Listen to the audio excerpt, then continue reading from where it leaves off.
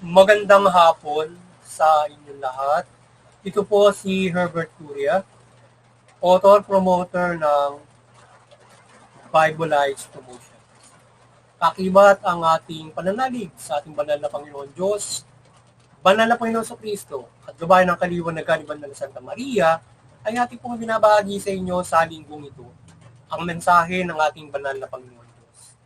Ang tema ng mensahe ng ating banal na Panginoon Diyos ay kalooban ng Panginoon Diyos na pasakop o sumunod tayo sa pamahalaan sa paggawa ng mabuti. Yan. Ngayon po ibabasahin ko sa inyo ang mga mensaheng ito mula po dito sa Bagong Tipan ng Mabuting Balita na paghahari ng ating banal na Panginoon Diyos sa pamamagitan ng banal na Panginoong Yesu Kristo. At ayon po dito sa mga taga-Roma Kabanata 13, talatang 1 at talatang 5, ito po ang mensahe. Ang bawat tao ay pasakop sa mga pinuno ng pamahalaan sapagkat walang pamahalaang hindi mula sa Diyos. At ang pamahalaang umiiral ay itinatag ng Diyos. Kaya nga dapat tayong pasakop, hindi lamang upang maiwasan ang puot ng Diyos, kundi dahil iyon ang matuwid. At ipagpatuloy po natin kay Apostol Tito, Kabanata 2, talatang 1 hanggang 2. Ito po ang mensahe. Paalalahanan mo silang pasako sa mga pinuno at mga may kapangyarihan. Sundin ang mga ito at maging handa sa paggawa ng mabuti. Pagbawalan mo silang magsalita ng masama kanino man. Kailangan sila'y maging maunawain, mahinahon at maibigin sa kapayapaan. Pagpatuloy po natin. Sa 1 Pedro Kabanata 2, talatang 13 hanggang 14 at 16. Po ang mensahe. Alang-alang sa Panginoon, pasakop kayo sa lahat ng may kapangyarihan. Sa bayan, sa emperador, ang pinakamataas na kapangyarihan at sa mga gobernador, na sugo niya upang magparusa sa mga gumagawa ng masama at magparangal sa gumagawa ng mabuti. Kayo'y malaya at subalit ang kalaya ay huwag ninyong gagawin dahilan sa paggawa ng masama, kundi mamuhay kayo bilang mga alipin ng Diyos. Pagpatuloy po natin sa mga taga-Roma pa rin, Kabanata 8, talatang 3 hanggang 7. Ito po ang mensahe. Ang paghumaling sa mga bagay ukol sa naman ay magbubulid sa kamatayan, ngunit ang pagsisikap sa mga bagay ukol sa Espiritu ay magbubunga ng buhay at kapayapaan. Sapagkat kalaban ng Diyos ang sinumang nahuhumaling sa mga bagay ukol sa laman. Hindi siya sumusunod sa kautusan ng Diyos at hindi niya kayang sumunod. Pagpatuloy po natin. Sa mga taga-Galaya, Kabanata 5, talatang 16 hanggang 17. Ito po ang mensahe. Ito ang sinasabi ko sa inyo, ang Espiritu ang gawin niyong patnubay sa inyong buhay, at huwag ninyong sundin ang pita ng laman. Sapagkat ang mga pita ng laman ay laban sa mga ninanasa ng Espiritu, at ang mga ninanasa ng Espiritu ay laban sa mga pita ng laman. Ito po ang mensahe at salita ng ating banal na Panginoon Diyos. Panginoon Diyos at ating pong pasalamatan ang ating banal na Panginoon Diyos, banal na Panginoon Jesucristo at banal na Espiritu Santo. Ngayon po ay ipaliliwanag ko sa inyo ang mga mensaheng ito mula po doon sa tema na kalooban ng Panginoon Diyos na pasakop o sumunod tayo sa pamahalaan sa paggawa ng mabuti. Yan. Nais pong ipabatid sa atin ng ating banal na Panginoon Diyos na ilan sa kanyang kalooban ay tayo, para tayo ay magabayan sa paggawa ng mabuti niya, para magabayan niya tayo sa paggawa ng mabuti, ay yung pagsunod sa pamahalaan. Sapagkat yung pamahalaan na yan ay kanyang ginawa yan para tayo ay pasunurin sa mabuti from our in the practicality with force. So, yung pamahalaan ay binigyan niyo ng kapangyarihan, authority para mag-enforce ng paggawa ng mabuti. So, yung legality nga, kung i-interpret natin sa ngayon, legal. So, yung ginagawa ng pamahalaan ay legal, batas. So, ngayon ay binigyan sila ng authority para makapag-enforce yan at makapagparusa kung lalaban nyo sa pamahalaan. So kaya nais ng banal na Panginoon Diyos para tayo sa paggawa ng mabuti ay isa sa mga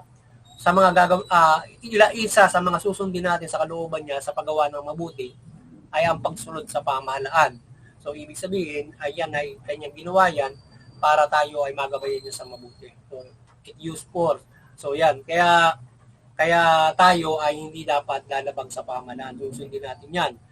Ngayon, yung pamahalaan na yan, in our paano ba ginawa ng Diyos? Yan, di ba? So, siya ay nagtalaga ng mga namumulo dyan nung unang panahon. So, ngayon, na ma-develop yan, so meron tayo kagaya sa Pilipinas, demokrasya. So, pag yung pinut up natin sa gobyerno, binuo natin yan sama-sama ng mga tao. Pagkatapos, nang buuin natin yan, demokrasya, inalap natin, ganito yung sistema ng pamahalaan. So, ngayon yung namumuno dyan, ay binigyan niya ng authority at tayo mga tao ay kasama kung paano ang panuntunan authority na gagawin ng pamahalaan. So, ina-adapt natin syempre yung ating ginagawa dyan na halos i-adapt din natin yung mga panuntunan ng Diyos na kung ano yung mabubuti, di ba? Na ipinapatupad ng ating pamahalaan usually, di ba? Kahit mula dun sa ilang sa 10 utos, kasama sa mga batas natin yan at iba't ibang mga batas ng pamahalaan na panuntunan din ng ating banal na Panginoon. But in the other hand, ay tayo ay nais ng banal na Panginoon Diyos na wag nating labagin, kundi sundin natin yung pamahalaan para tayo ay magkaroon ng kaayusan at magabayan tayo ng mabuti. Because yung pamahalaan ay binigyan niya ng force para magparusa, para yung mga taong o disiplinahin yung mga taong hindi sumusunod doon sa legality. So yan. Kaya maka-Diyos na tayo dapat ay susunod sa pamahalaan. Ngayon, kung lalabanan mo siya, nilalabanan mo rin yung Diyos o ang Panginoon Diyos. Kaya, syempre magagalit ang ating banal na Panginoon Diyos kung hindi ka susunod sa Kanya. So yan. Kaya yung pamahalaan din na yan, syempre, kung halimbawa naman ikaw yung nasa pamahalaan, ikaw yung gumawa ng mali mula doon sa pamahalaan, syempre yung pamahalaan na yan ang susupil sa iyo. Pero kung yan, pamahalaan na yan ay kontrolado mo, yung pamahalaan yan ay na kaya mong kontrolin sa kagaya ng mga naunang mga namumuno na napadala sa Bible ay pinarusahan ng Diyos yung mga namumuno diyan kapag yan ay hindi nagagabayan ng mga propeta. At sa ngayon, siyempre, ang Panginoon sa Kristo ang gumagabay doon sa pamahalaan. So, nung una pa lang kasi, yung gabay doon sa pamahalaan propeta, sinusugo niya para gabayan yung pamahalaan, para mamahala ng mabuti. So, ganun ang ginagawa. Ngayon, yung pamahalaan ng mga balasubas ay kagaya, alam ba yung Sinibubusar, isang makapangyarihang hari ay yun, pinarusahan siya ng Panginoon Diyos dahil nga sa masyado siyang mataas, nagmamataas sa Panginoon Diyos, mapang-apirit siya. So, pinilaya yung Israelita sa madaling pamamaraan. Maraming pamamaraan ng Diyos para pabagsakin yung kanyang itinayong pamahalaan, nagbabalasubas yung namumuno. Kaya walang pamahalaan na po pwede maging balasuba sa ating banal na Panginoon sapagat hindi sila pagtatagalin ng Panginoon. Kasi wala nang iba pa na halimbawa, ikaw ay isang pamahalaan na ikaw ay masama. So, ang ginagawa naman yung kagaya ng una, pinasasakop niya sa iba yung mga masamang pamahalaan o iba't ibang pamamaraan para yung mga namumuno dyan na nagpapasama sa pamahalaan, parurusahan niya para magbago. Yung nangyari nga kay Haring David noon ay medyo, syempre, siya itinalaga ng Panginoon Diyos ay medyo namahala siya ng hindi maganda. Kaya ang ginawa niya, ang parusa ang binigay sa kanyang pahirap, yung mga tao ginawa ng Panginoon Diyos para yung pamumuno niya ay mabago niya dahil siya ay gumagawa ng hindi maganda din sa mga tao. So, nabago siya ngayon. Kaya tayo ay yan ang ating gawin, lahat nasa pamahalaan, mga mamamayan, sumunod tayo sa ating batas. Ngayon kahit doon sa pangangaral ng mabuting balita, halimbawa, ito nangangaral siya, kinakailangan din ay yang sabi ng Panginoon Diyos na yan na tayo ay pasundo rin sa batas ang lahat. So kahit nangangaral ka pa, ay ikaw ay hindi mo rin babaliin yung gusto ng Diyos na magpasunod sa batas. Na kahit nangangaral ka pa, hindi mo babaliin basta-basta yun. Nangangaral ka ng maayos, syempre nasa sa ayos yung pagpapangangaral. Baka ang gawin mo, nangangaral ka, ipopersahin mo yung pinapangaralan mo pag-aaral di sumunod. Babambuhin mo, hindi naman po pwede. Hindi ba ka-Diyos, kaya nga sa pamamagitan ng mapayapang paraan ng simbahan, tinutuwi, binabago, pinagbabago, binibigyan ng magkakataon yung mga tao na makapumuhay ng maayos. Walang kawawa hanggang paghuhukom na magagabay yung tao mabuti. Ang pupersa yung pamahalaan. So yung kaya lalo na kapag ikaw ay nandoroon ka sa pangangaral, aaralan mo sila na maayos. But ang Diyos na lang ang bahala kung matigas ang ulo ng mga tao na dapat na ituwid. May mga halimbawa nangangaral ka doon sa isang bayan na gano'n. Pagka yan ay hindi sumusunod, nagpapakasama. So, gagawa ng Diyos ng pamamaragay. Ginawa niya sa iba't ibang mga ayaw sumunod at nagpapakasama. At yung sumusunod, piniperwisyo. So, gano'n ang ginagawa naman ng Panginoon Diyos. Gumagawa siya ng pamamara para disiplinahin, uksain yung mga tao ng mga ayaw niya.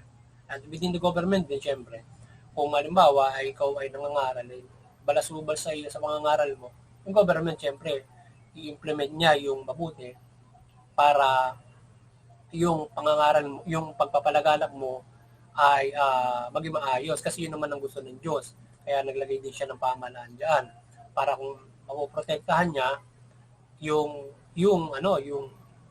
pagpapalaganap ng mabuting balita na walang sasalaula, di ba? Mga ganung mga bagay. Kaya sa pamamagitan ng banal na Panginoon Kristo ay sumunod tayo sa pamahalaan. Huwag natin lalabagin yan. At gabayan natin sila, kagaya ng ginagawa natin, ginagabayan natin sila ng mabuting balita, yung ating pamahalaan para mamahala naman ito ng mabuti. At siyempre, sumunod din sila doon sa kanilang ibinigay na batas sa pamahalaan para mamahala sila. At siyempre, yung mga tao ay sumunod doon sa pamahalaan. Kung nagkakamali ang pamahalaan, pagbubutihin na, ginagabayan natin yung pamahalaan kung paano niya ipatupad yung justisya niya para pairalin yung mabuti sa mamamayan man yan or nasa pamahalaan. So kaya everybody, tayo ay sumunod sa pamahalaan. Kung magkakamali tayo, lalabagin yung pamahalaan at lumaban yung tao sa pamahalaan, kung yung pamahalaan may kakayanan pa na gumawa ito ng sarili niyang kung ito'y magawa pa nito na ito'y makapamahala sa ating pagtutulungan para mamahala ng makapagpairal ng justisya, halimbawa may nagkakamali, ay tayo ay maaaring parusahan ng Panginoon Diyos kung mali ang ginagawa natin na pagpapanagot, halimbawa, o sinasabi natin na pagkakamali ng tao at saka nung nasa pamahalaan. So, kaya huwag natin daanin doon sa paglabag sa batas kung paano natin papapanagutin yung mga tao na nagkakamali. Laban din sa batas, siyempre. Kaya nga may batas tayo. So, lalo-lalo na kung hindi naman labag sa batas yan. So, wala tayong karapatan at hindi tayo binibigyan ng karapatan, authority ng Panginoon Diyos na magparusa kahit ang hinong tao. Wala tayo. Ang gabay sa atin ng banal na Panginoon Diyos ay tayo ay magsagawa ng mabuti. Kung may masama, labag sa batas, may pamahalaan. Kung mayroong masama na hindi naman labag sa batas, pangaralan mo, kung mapapangaralan mo. Kagaya nga ng simbahan, walang kawawang pangangaral. Lumalabag sa batas, o hindi lumalabag sa batas, ginagabayan sila ng mabuti. And which is sa pamahalaan, ganun din naman. Diba? So, yan. Kaya, tumulong tayo sa pagpapaigting ng ganung klase ng mga kampanya na mga through direct spiritual at mayroong iba't ibang mga kampanya sa mabuti, hindi naman, kahit hindi direct spiritual, mabuting paggabay pa rin. Galing pa rin sa spiritual interpreting na practicality kung paano tayo magagabay ng mabuti. Ganun dapat tayo tutulong para sa pagsunod natin sa Panginoon Diyos at pagsunod natin sa pamahalaan. So yan. Kaya kung tayo ay lalabag, so mapaparusahan tayo. So yan ang hindi maganda diyan. Kaya daanin natin sila sa mabuti para magkaroon tayo ng kapayapaan. At upang masunod natin yung pamahalaan, ano ba yung mabuting balita para masunod natin yung pamahalaan nga ay mula doon sa pangangaral sa pamamagitan ng Panginoon Kristo at pangangaral na sundin natin yung pamahalaan, yung inaaral sa atin na tayo mamuhay maka-spiritual, yung tayo ay, yung gabay na tayo ay kinakailangan ay makapamumuhay spiritual ka. Kaya masunod mo muna yung yung para aside from the practicality, naniniwala ka man hindi, sumusunod ka sa para lubusan mong masunod yan, maiwasan mo malabag yan, yung the entire Bible, unawain mabuti para hindi mo malalabag yung pamahalaan. Alang-alang sa Panginoon Diyos, hindi ka lalabag doon sa pamahalaan. Yung iba kasi malalakas ang loob, nilalabag yung pamahalaan kahit na alam nila na may kaparusa, pwede kang makulong, pwede kang mapatay kapag lumalabag ka sa lalo na mabigat, ay malalakas yung loob ng iba. So ngayon, para maiwasan mo yung ganung klase ng paglabag sa batas, ay mamumuhay ka maka-spiritual. Maging kang matuwid, maging kang may pagmamahal ka sa kapwa-tao mo, yung pagpapairal nga na sinasabi ng yung maka-spiritual ay kaiba dyan, yung pag-ibig, yung mahinahon, mabait, matyaga, mapagpatawad ka, ganun yung mapumuhay maka-spiritual. Ikaw ay nagsasalita ng mabuti sa kapwa-tao mo. Ganun yung mga gabay. Ngayon, yung ganyan na mga aral ng mga gabay, yan ay magmumol sa'yo. Kasi yung Bible ay hindi lamang basta sinasabi na huwag kang gumawa ng masama, huwag kang gumawa ng ganitong masama. Ano ba masama sinasabi ng Bible? Kundi minumol kasi noon yung isip natin at puso natin, how we live good. Ba, maging mabait ka, maging matuwid ka, yun na sinasabi. Mamuhay kang maka-spiritual. Paano ka mamuhay maka-spiritual? Mabait, matuwid, mahinahon, mapagpatawad, matyaga, ganun yung pamumuhay. Ngayon, within that, kapag yun ay napanday sa iyong puso't isipan, you will not, hindi ka gawa ng masama, hindi mo babayolin lalo yung pamahalaan. Sa ganun, lalo na may parusa yung pamahalaan. So yung mga pangkaraniwan to unlegal, so maiwasan mo kung magagamit. Kaya ganun dapat tayo para maiwasan natin yung malabag natin yung pamahalaan. Kasi ang mga tao kahit mayroong parusa yung pamahalaan, marami ang nakakalabag dun sa pamahalaan. Yung iba, kahit siyempre may fear tayo, lumabag dun sa batas, pero yung iba matatapang, nilalabag nila yon. Yan, yung mga simpleng away-away, simpleng mga slander, yan. Hindi naiwasan ng mga tao yan. Ganon. Mga simpleng mga iba't ibang mga pasang bulo, yan. So, nalalabag at iba't ibang mga bad influence na nalalabag ng mga tao.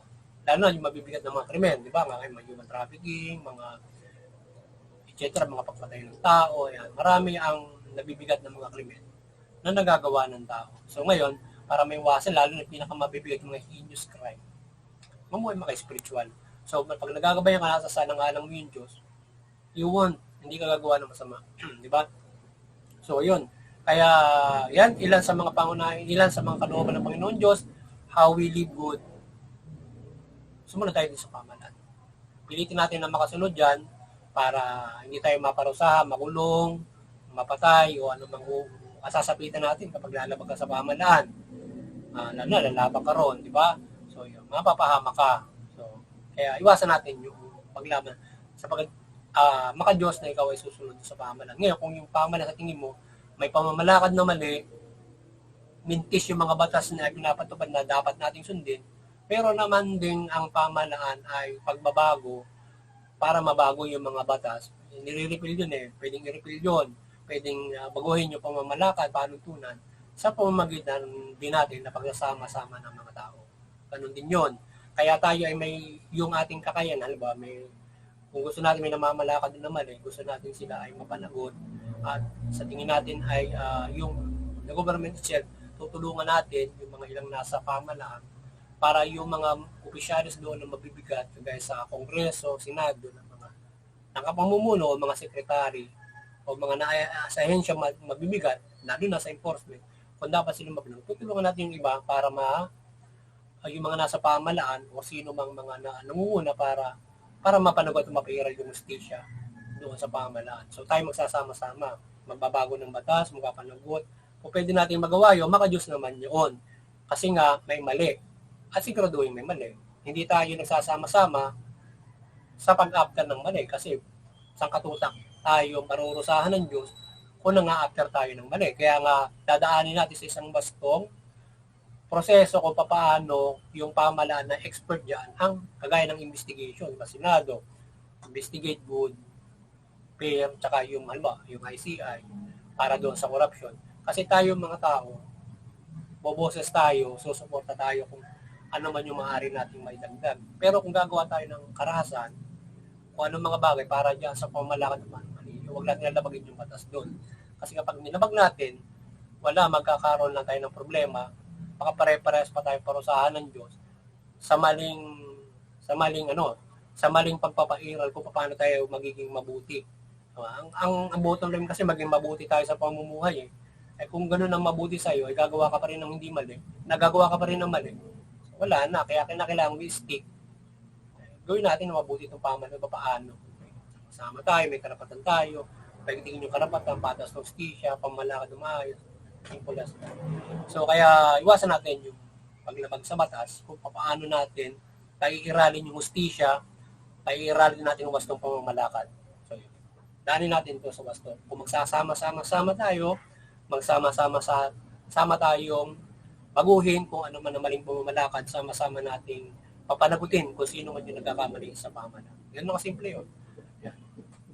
So yun, sana tayo ay gabayan naman ng Panginoon Diyos na tayo ay ng patuloy ng mabuting balita ng simbahan para maagabayan tayo sa pagsunod sa pamahalaan para hindi tayo nagkakamali. So yan, sana pagpalain ng Panginoon Diyos yung ating simbahan na nag-ibayo para gabayan yung mga tao sa paggawa ng mabuti. Sana hindi na yung mga taong mga may impluwensya, mga masama, hindi nila nahihikayat kasi may infiltrate ng demonyo yung simbahan para kasihan yung mga hindi mabuti. So yun ang masama roon.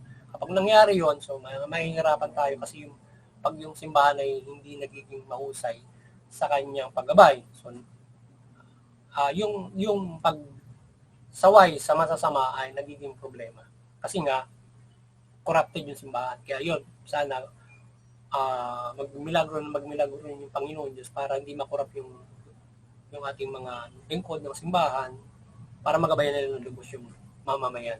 At tayong mga nakatutulong sa Kanya ay pag-ibayuhin natin, tayong mga nanampalataya na nakaka-stick for the good, gawin natin na tayo makasuporta sa simbahan. Gawin natin, so tayo ay makasuporta na meeting yung ating simbahan for the guidance of good, from the good news, syempre. Yan. Kaya yan, pagsunod sa pamahalaan. So, diba? So ngayon, kapag sila ang nakurap, problema malaki yan kasi kasama sila sa kaguluhan. So, yun. Diba? Yan ang malaking problema dyan. Kapag nakasama sila sa kaguluhan, saan nila dadalahin yung mga tao? Saan nila dadalahin yung mga tao kapag nakurap sila? Kaya kailangan, sana bigyan tibay ng kalakasan yung ating mga kaparihan para hindi sila makurap ng mga tao.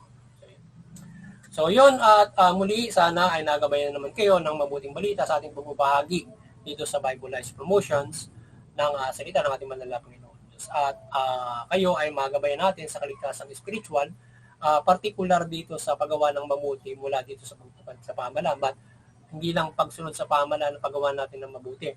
Marami yan, marami. Na hindi lang sa legal, merong hindi sakop ng legal na pwede tayo maging masama at pwede rin maging kamatayan spiritual o pwede rin mapasa impyerno tayo. Hindi ka nga lumalabag sa batas pero may mga masasama ka namang ginagawa na hindi pa rin mabuti yon.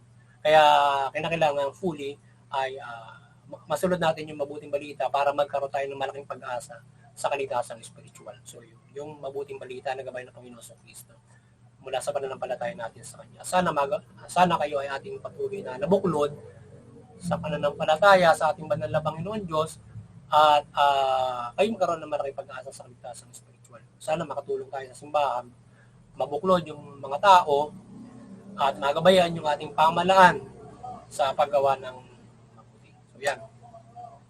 At muli, sana patuloy tayong maliwanagan ng ating banal na Panginoon Diyos, Panginoon Jesucristo, banal na Espiritu Santo, at banal na Santa Maria. At kayo ay aking mahikayat sa pananampalataya sa Panginoon Diyos at maliwanagan yung pamahalaan. At sa gayon ay kayo ay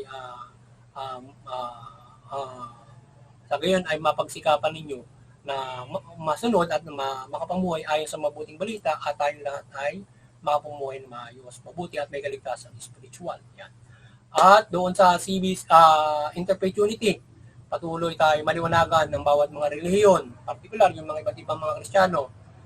Tayo ay magkaisa sa Interfaith Unity, unawain natin yung ating pananampalataya, yung ating way, para hindi tayo nagkakaroon ng diskusyon, sigalutan, at bagkus, nagkakaisa tayo doon sa Interfaith Unity para na inuunawa natin kung ano man yung nagiging way, para hindi nagkakaroon ng away, sigalutan, kasi hindi maganda yon, hindi gusto ng Diyos ang kaguluhan. So yan. At bagkus nakagagabay tayo doon sa community, family, community, bansa, at buong mundo. Yan. At doon sa CBCP and Vatican Church, patuloy yung maliwanagan ng Banal na Santa Maria, patuloy yung pagbukulurin yung sangkatauhan sa pananampalataya sa Panginoon Diyos, mula Panginoon Kristo at mabuting balita, at sila ay magabayan sa kaligtasan spiritual. At sa bawat panahon, at sa ating munting kakayanan, patuloy tayong umaasa na gabayan tayo ng himala, pagmimilagro ng Panginoon Diyos, Panginoon Kristo, Banal na Espiritu Santo, Banal na Santa Maria. Yan, at tayo ay patuloy na makapagbahagi ng mabuting balita, makapagpalaganap, mabukulod sa katawan sa pananampalataya sa Panginoon, at lalo tayong makagabay sa mga kapamahalaan mula dito sa bansang Pilipinas. At yung ating pamahalaan, maliwanagan kayo ng mabuting balita ng Panginoon Diyos, Panginoon Kristo, Banal na Espiritu Santo, mamahala kayo ng mabuti, matuwid, tugunin yung karapatang pantao. Magpayari kayo ng patas ng hustisya. Sa gayon, yung mamamayan ninyo makapamumuhay ng mapayapa, maunlad. Higit sa lahat, makakapanampalataya sila ng lubos sa banal na Panginoon Diyos, mula Panginoon sa Banal na Espiritu Santo, sa gabay ni Banal na Santa Maria, at sila magkaroon ng kaligtasan ng spiritual. Muli, ay sana tayo patuloy na pagpalain, protektahan ng Panginoon Diyos, at sama-sama tayong mamuhay ayon sa mabuting balita. Magandang hapon sa inyo lahat, at God bless you all.